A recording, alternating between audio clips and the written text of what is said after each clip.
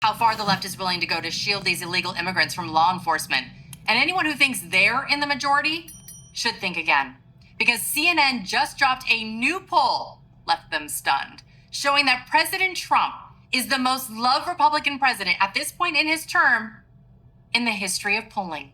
I mean, every politician would like this number here, especially to see it go up. How about compared to other presidents who were Republicans? Yeah, it's history making. It's history making. What are we talking about here? So why don't we look back? We have all the presidents, Republican presidents, going back over the last 35, 36, 37 years. What are we talking about? GOP, who strongly approved 5 months in. Look at this.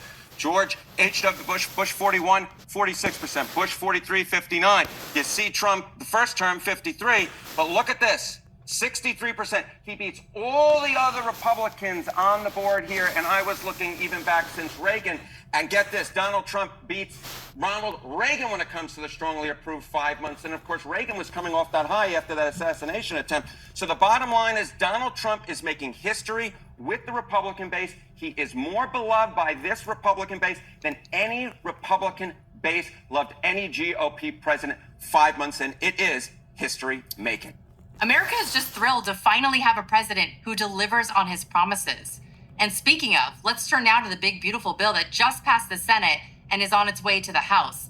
I think the most notable part for me over the Democrat stall tactic these past few days was when they were finally forced to learn what a woman is, because they decided to have the entire bill read out loud and were forced to learn this. The term female means an individual who naturally has, had, will have, or would have, but for a developmental or genetic anomaly or historical accident, the reproductive system that at some point produces, transports, and utilizes eggs for fertilization.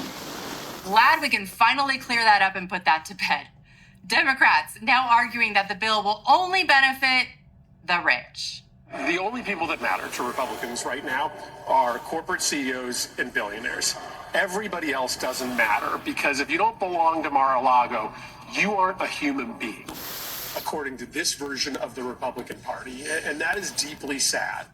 This coming from the guy who voted against a bill that gives a 15% tax cut to those earning between $30,000 and $80,000 a year? Here's Trump's Council of Economic Advisors Chairman Stephen Myron on why he says this bill is absolutely going to help the working class.